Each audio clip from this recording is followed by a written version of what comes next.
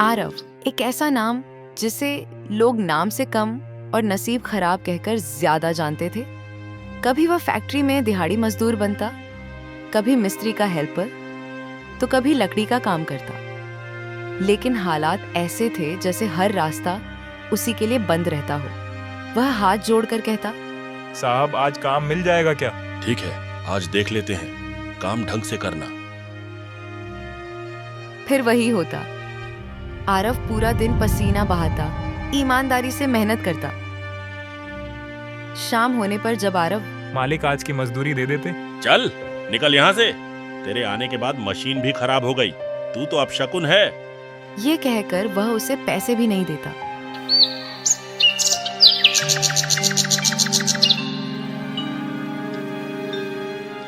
हर जगह आरव को बस यही शब्द सुनने को मिलता, अपशकुन। मेहनत उसकी होती पर बदनामी उसी के हिस्से आती। आजकल तो सोशल मीडिया का जमाना चल रहा है, फिर भी गांव और कस्बों की सोच यहीं तक रह गई है। लोग हंसते और कहते, अरे देखो, फिर वही मनहूस सुबह सुबह दिख गया, आज पूरा दिन खराब जाएगा। और आरव ये देख के उदास होकर घर की ओर चला जाता है।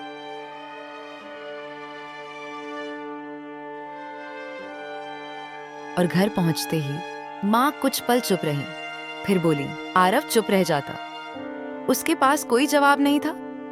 वह ये सुनकर और भी उदास हो जाता। फिर कुछ दिन बीतता है और एक दिन आरव की माँ आरव से कहती है, बेटा, दूसरों के भरोसे कब तक जिंदगी जियोगे? कुछ अपना ही शुरू कर लो। माँ, ना पूंजी है ना पहचान, तो कौन हमारी मदद करेगा? सकी आवाज में मधुर गूंज थी। आरव ने सम्मान से सिर झुकाया। वह संदूक खोलती है और बोलती है, ये तेरे पिताजी की कुछ बचाई हुई पैसे है। तू जा, एक दूध देने वाली गाय ले आओ, जिससे कम से कम जिंदगी कट जाए खाने पीने भर। उसकी माँ की बात उसकी जहन में उतर गई और आरव एक अच्छी सी गाय लेने चल दिया। उसी दिन आरव गाय लेने जाता है और गाय लेकर वापस घर की ओर आ ही रहा होता है कि तभी रास्ते में कुछ चोर आरव को अकेले गाय ले जाते देख बस उनके मन में चालाकी का ख्याल आया। एक आदमी मिलता है और वह बोलता है, भाई, ये सांड कहाँ ले जा रहा है? सांड नहीं, गाय है भाई, दिखाई नहीं दे रहा है क्या? मुझे तो ये सांड ही लग रहा है, शायद तू मूर्ख बन गया है। फिर कुछ देर चलता है तो उसे एक और आदमी मिलता है। अरे ओ भाई, इतनी गर्मी में ये सांड कहाँ लिए जा रहे हो? सांड नहीं, गाय। गाय? तू ठीक तो है? लगता है पागल हो गया है, ये तो सांड दिखाई दे रहा है। अब भी रुको जरा, तुम लोग मेरे से खेल खेल रहे हो, मुझे सब पता है। मैंने भी वो कहानी सुनी है, बकरे को कुत्ता बोल के ठग लेते हैं। तुम्हारा तीसरा साथी भी तो होगा ना, वह भी तो आएगा। वो चोर चौंक जाता है और फिर बोलता है, मत करो विश्वास, मेरा तो फर्ज था बताना, तो मैं चला। अरे भाई, तू सांड क्यों ले जा रहा है? सांड? सबको यही दिख रहा है क्या? मुझे तो गाय लग रही है, तुम भी मुझे मूर्ख बना रहे हो। मत करो विश्वास, मेरा तो फर्ज था बताना। अरे जाओ, मुझे पागल बनाने चले थे, मुझे सब पता है। अब आरव आगे बढ़ने लगा। आरव जैसे ही आगे बढ़ता है, रास्ते में उसे एक बाबा दिखते हैं। प्रणाम बाबा, अब आप ही बताइए, मैं क्या लेके जा रहा हूँ? इसमें पूछने की क्या बात है, ये तो सांड है। पर बाबा, मुझे तो गाय लग रही है। अरे नहीं नहीं, सुना है उस व्यापारी ने कई लोगों को ठगा है, गाय बोल के सांड दे देते हैं, शायद तुम्हें भी मूर्ख बनाया गया है। सच में बाबा, शायद आप सच कह रही हैं। वैसे भी कई दिनों से काम नहीं मिल रहा है, उसके कारण से दिमाग ठीक नहीं चल रहा होगा। ऐसा करो, ये सांड मुझे दे दो, आश्रम में कुछ काम आ जाएगा। एक स्वर्ण मुद्रा में दे दो, इसे कोई नहीं खरीदेगा। ले जाइए बाबा, 20 स्वर्ण मुद्राएं में खरीदा था, एक में ही सही, इसी बहाने आपकी सेवा तो हो जाएगी। इस तरह भोला आरव अपनी गाय भी गंवा बैठा, क्योंकि वो बाबा कोई और नहीं बल्कि उन चोरों का सरदार भेष बदल कर आया था। हाँ, आज जो कुछ भी हुआ मुझे समझ नहीं आ रहा था। लोग कह रहे थे कि मैं सांड ले रखा हूँ, मैंने उसे एक स्वर्ण मुद्रा में बेच दिया। अरे ओ मूर्ख, वो चारों चोर थे, ऐसे ही लोगों को बेवकूफ बनाते हैं। माँ की बात सुनकर आरव की आंखों में आंसू आ गए। माँ, मैंने उसे सांड समझ लिया। 3 लोगों के बाद एक बाबा भी आए थे। पता नहीं मैं इतना मूर्ख कैसे बन गया, हे भगवान। तू इतना समझदार होकर के भी इतना मूर्ख बन गया बेटा। क्यों सबकी बात पे यकीन कर लेता है तू जरा अपनी आंखों से तो देख लेता। उस रात माँ ने आरव को कुछ देर तक कुछ नहीं कहा। अब आरव की समझ जाग उठी।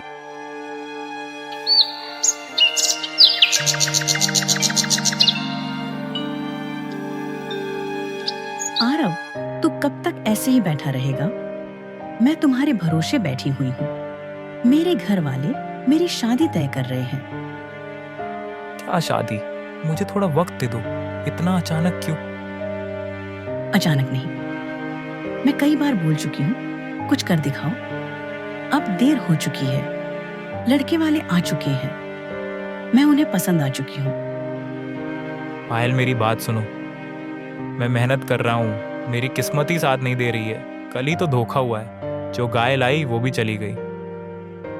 यही तो बात है आरव, हर बार तुम्हारे साथ कुछ ना कुछ हो जाता है। कभी काम छूट जाता है, कभी कोई ठग ले जाता है। मुझे पता है, मेरी किस्मत एक दिन जरूर बदलेगी। पायल, अब मैं किसी की बातों पे नहीं आऊंगा। अब एक लास्ट मौका दे के देख लो। मौका कब तक दूं आरव? मेरे पिता गांव के जमींदार हैं। उनका कहना है कि मैं किसी ऐसे लड़के से शादी नहीं कर सकती जिसके पास न इज्जत हो न काम। अगर मैं नहीं मानी तो मेरी शादी जबरदस्ती कर देंगे। फिर पायल, कृपा करके ऐसा मत बोलो। मैं तुम्हें खो नहीं सकता, मैं कुछ भी करूंगा। थोड़ा टाइम दे दो। आरव, मैं तुमसे प्रेम करती हूँ, लेकिन मैं खुद को झूठ नहीं बोल सकती हूँ। अगर मैं शादी करूंगी तो तुमसे ही करूंगी। उसके आंखों में आंसू या जाते हैं। आरव बेचैनी से उसकी ओर देखता है। मैं शादी करूंगी तो तुमसे ही, नहीं तो जान दे दूंगी। आरव की आंखें भर आती हैं। पायल, तुम मुझ पर भरोसा रखो, बस इस बार सब ठीक कर दूंगा, चाहे जो भी हो जाए। पायल कुछ नहीं बोलती। वो वापस घर जाने लगती है, पर उसके शब्द उसके दिलों में गूंजते रहते हैं।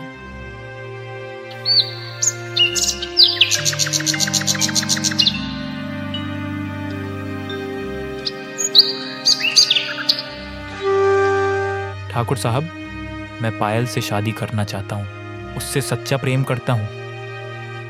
मैं अपनी बेटी ऐसे ही किसी को दे दूं जिसकी किस्मत पहले से ही फूटी हो न रे बाबू। आप एक मौका देकर देखिए ठाकुर साहब। पर एक शर्त है, तुम्हें मैं 1 महीने का समय देता हूँ। अगर 1 महीने के अंदर मेरे से ज्यादा अमीर बन गए तो पायल तुम्हारी होगी। अगर ये शर्त पूरी नहीं हुई तो तुम पायल हो भूल जाओगे। ठीक है ठाकुर साहब, मैं 1 महीने में करके दिखाऊंगा। अब आरव के मन में एक ही ख्याल। रात भर जागने के बाद आरव ने फैसला लिया था। ठाकुर की शर्त ने पूरा हिला दिया था, पर अब वह डरना नहीं चाहता था। माँ, ठाकुर ने जो कहा अब मुझे चैन नहीं लेने दे रहा है। ठाकुर ने कहा कि 1 महीने में अमीर नहीं बना तो पायल किसी और की हो जाएगी। अब मैं सोच रहा हूँ कि किसी दूसरे राज्य चला जाऊं, कुछ अच्छा काम देखूं और पैसे जमा कर सकूं। बस 1 महीने, फिर पायल से शादी कर लूंगा। दूसरे राज्य? बेटा, पर वहाँ कौन है तेरा?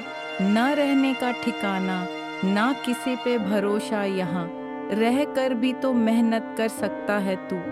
अपने गांव में ही अच्छा सा काम देख या कोई छोटा सा व्यापार शुरू कर ले।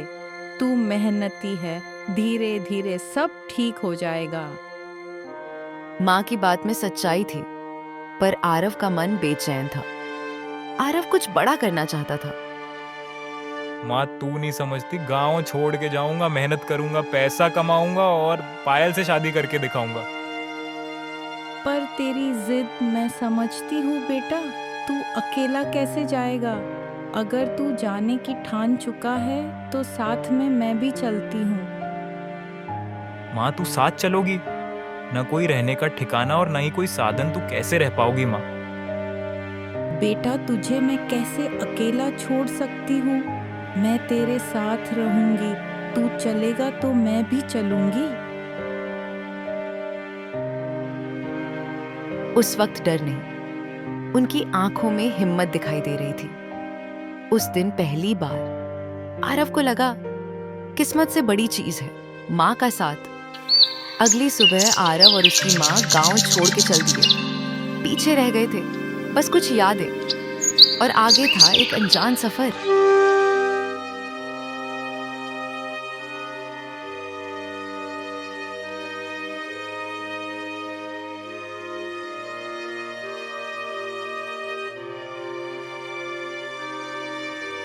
बेटा लगता है हमें दूसरा रास्ता लेना चाहिए था। अब तो शाम हो गई है, जंगल के रास्ते जाना ठीक नहीं था। माँ यही तो एक छोटा रास्ता था, अगर दूसरा रास्ता लेते तो हम 2 दिन में वहां पहुंचते। चिंता मत करो, थोड़ी दूर ही और है। बेटा अंधेरा घिर आया है, अब कहाँ रुकेंगे? यह जंगल बड़ा सूना लग रहा है। अरे माँ उधर देखो, सामने एक झोपड़ी दिखाई दे रही है, चलो वहीं थोड़ी देर आराम कर लेते हैं। नहीं बेटा, पता नहीं वो किसकी झोपड़ी होगी। रात में किसी और की जगह पर ठहरना ठीक नहीं लगता। माँ किसी की भी हो, हमें थोड़ी ही देर का शरण चाहिए। देखो ठंडी हवा भी चल रही है। तू थक भी गई होगी माँ, चलो बस कुछ देर और रुकते हैं, फिर सुबह होने से पहले निकल जाएंगे। थकी माँ ने कुछ नहीं कहा, बस बेटे की आंखों में भरोसा देखा और दोनों उस अंधेरे जंगल में उस अनजान झोपड़ी की ओर बढ़ चले, बिना यह जाने कि वहां कौन उनका इंतजार कर रहा है। अंधेरे जंगल के बीच खड़ी वो छोटी सी झोपड़ी, बाहर से टूटी फूटी पर भीतर से कुछ अजीब सी रोशनी झलक रही थी।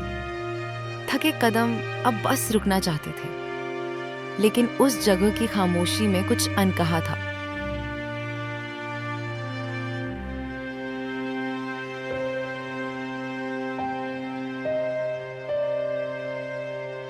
बेटा ये कैसी जगह है? देख वो आग के पास कुछ हड्डियां पड़ी हैं। मुझे अच्छा नहीं लग रहा। चलो यहाँ से निकल चलते हैं।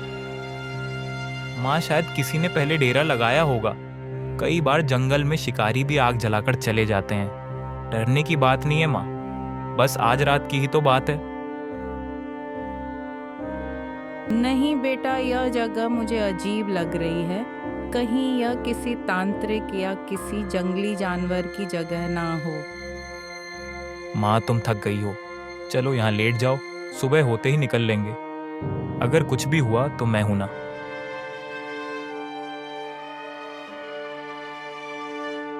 बाहर हवा चल रही थी, अंदर आग की लौ धीरे धीरे मंद हो रही थी। थके माँ बेटे ने एक दूसरे के पास सिमट कर आंखें मूंद ली। अचानक सोनी रात में एक ठंडी हंसी गूंज उठी, जो सीधे झोपड़ी के अंदर तक आ गई। हा, वाह, कितने दिनों के बाद आज मुझे इंसानी मांस मिलेगा। हमने क्या कसूर किया है? प्लीज हमें मत खाओ। कैसे नहीं खाऊं? मेरा पेट बिल्कुल खाली है। भोजन तो चाहिए ही मुझे। तुम दोनों को मैं छोड़ दूंगा अगर तुम मेरे लिए कोई जानवर का मांस ला कर दोगे। बस एक बार मांस ला दो, मैं तुम दोनों को जाने दूंगा। हम किसी जानवर को मारकर नहीं लाएंगे। हम शांतिपूर्वक वापस अपने घर जाना चाहते हैं। नहीं नहीं, मैं मूर्ख नहीं हूं। मेरी शर्त यही है कि तुम्हारी माँ यहीं पर रहेगी और तुम जाओ जानवर का मांस लेकर आओ। नहीं, मैं माँ को भी अपने साथ लेकर जाऊंगा। या तो तुम दोनों मेरा भोजन बन जाओ, नहीं तो तुम जाओ और मांस लेकर आओ। झोपड़ी में ठहराव सा छा गया। 2 दिल धड़क रहे थे और बाहर अंधेरा घना होता जा रहा था। डर ने आरव के कदमों को बांध लिया था, पर माँ की आंखों में जो खौफ देखा उसने उसे मजबूर कर दिया कि कुछ करे कुछ भी। आरव झट से बाहर निकलता है, दौड़ता हुआ जंगल की गहराई में चला जाता है। वह सड़क के आसपास देखता है, लेकिन दूर दूर तक कोई नजर नहीं आता।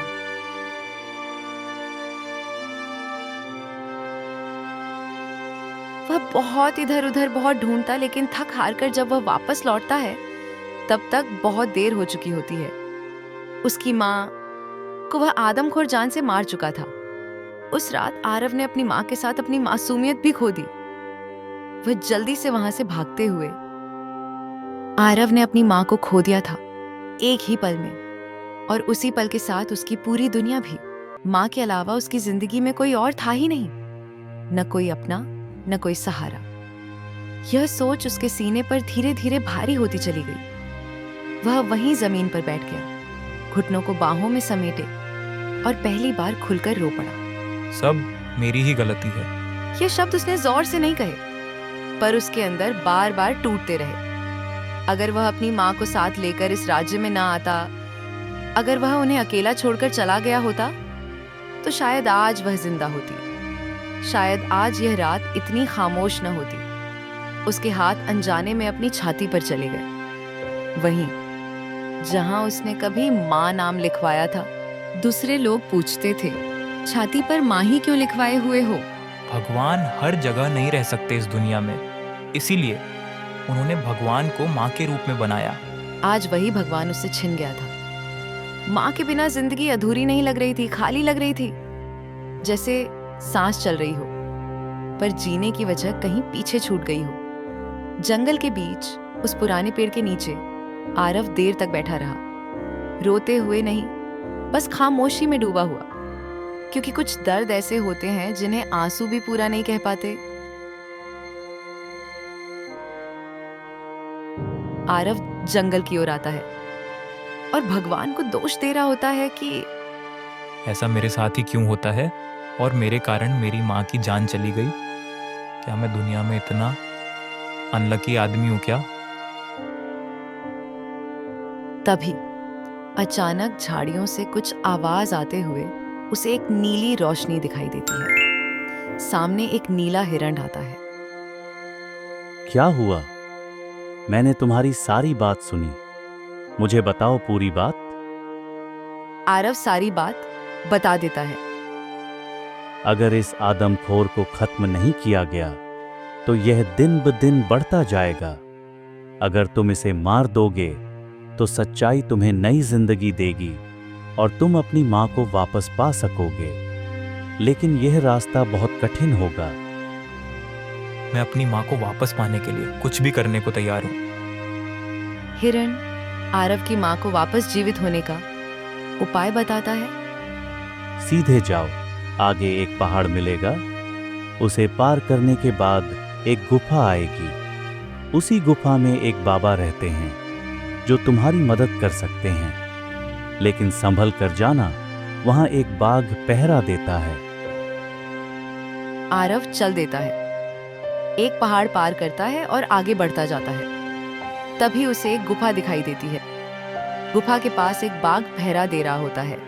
बाघ उसे देखकर कहता है, आओ, काफी देर से भूख लगी है, सबसे पहले मैं तुम्हें ही खाऊंगा। मुझे नीले हिरण ने भेजा है, मुझे गुफा वाले बाबा से मिलना है।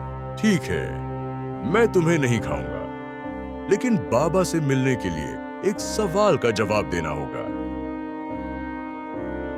पूछिए। ऐसी कौन सी चीज है जो पानी में गिरते ही भीगती नहीं है? आरव थोड़ी देर सोचता है और जवाब देता है, परछाई। आपने सही जवाब दिया। और उसे सम्मान पूर्वक उसे गुफा में जाने का रास्ता दे देता है। गुफा के अंदर जाते ही आओ वत्स आओ, बताओ क्या समस्या है। आरव सारी कहानी सुनाता है।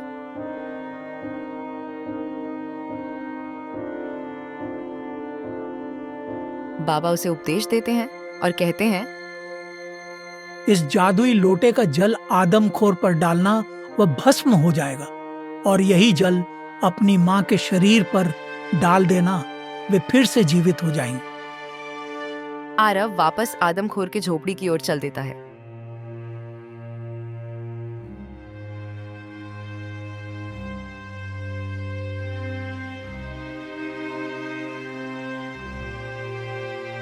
जैसा बाबा ने बताया, आरव ने वैसा ही किया।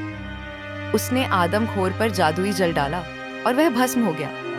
फिर मां पर जल डाला और मां जीवित हो गई।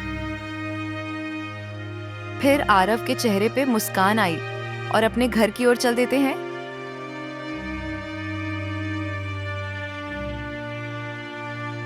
मां के जीवित हो जाने के बाद आरव की आंखों में जैसे बुझ चुकी लौ फिर से जल उठी थी।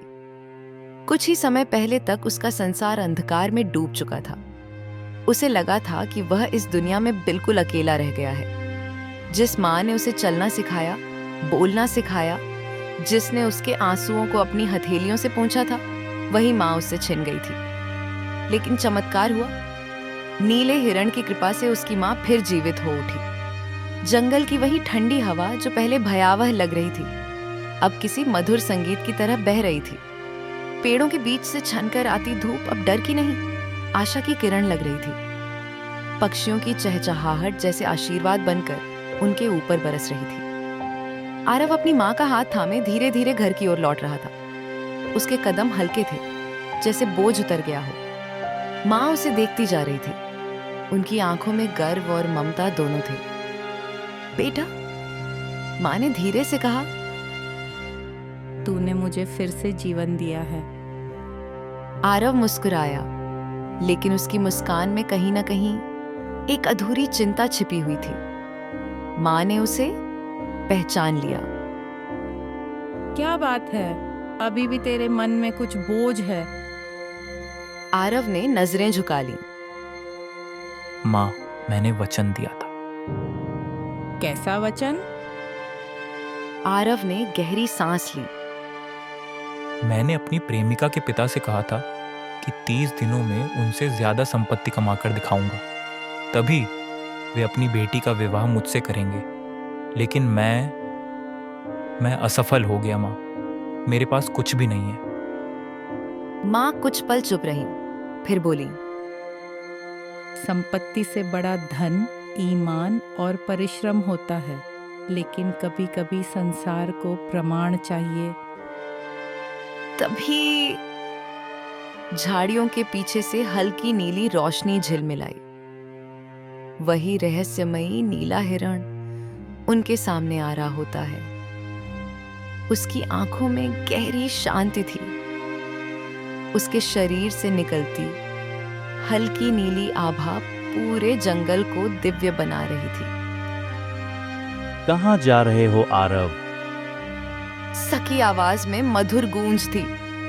आरव ने सम्मान से सिर झुकाया। मैं और मेरी माँ दोनों घर लौट रहे हैं। हिरण मुस्कुराया। और तुम्हारा प्रेम? आरव का चेहरा उतर गया। मैं अब अपनी प्रेमिका पायल से शादी कैसे कर पाऊंगा? मैंने कोई संपत्ति नहीं कमाई और न ही मैं अपना वचन नहीं निभा पाया। नीला हिरण कुछ क्षण उसे देखता रहा, फिर गंभीर स्वर में बोला, तुमने सबसे बड़ा धन अर्जित किया है, त्याग। तुमने अपनी माँ के लिए अपना प्रेम तक छोड़ दिया। ऐसा पुत्र दुर्लभ होता है। आरव की आंखें भर आईं। हिरण ने अपना सिर झुकाया। अचानक वहां पे एक चमक हुई और बहुत सारे सोने के मुद्राएं से भरा एक संदूक दिखाई देता है। संदूक खुला और उसमें चमक रही थी असंख्य सोने के मुद्राएं। जंगल सुनहरी रोशनी से भर गया। ये तुम्हारे लिए हैं, लेकिन याद रखना, धन साधन है, लक्ष्य नहीं। आरव यह सुनकर सुन्न पड़ गया था। क्या ये मेरे लिए है? ये सच है या सपना? हाँ, इनसे अपना व्यापार शुरू करो, घर बनाओ और फिर अपने वचन को पूरा करो।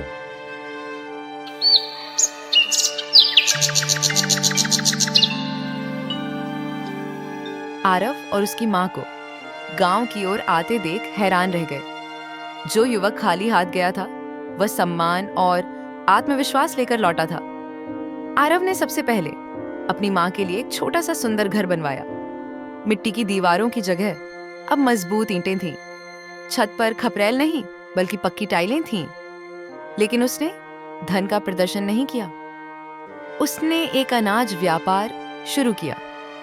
किसानों से उचित मूल्य पर अनाज खरीदता और शहर में बेचता। धीरे धीरे उसका व्यापार फैलने लगा। उसकी ईमानदारी की चर्चा होने लगी।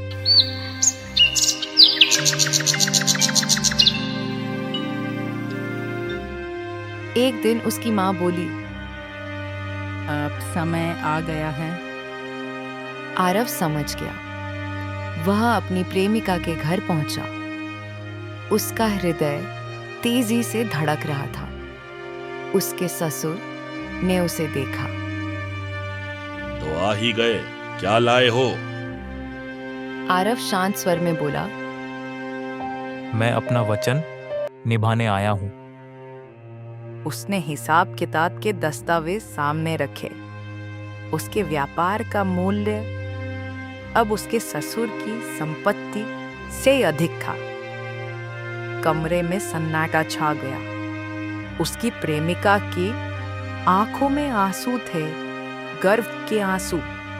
ससुर ने धीरे धीरे उठकर कहा, आज मुझे गर्व है कि मेरी बेटी ने सही व्यक्ति चुना।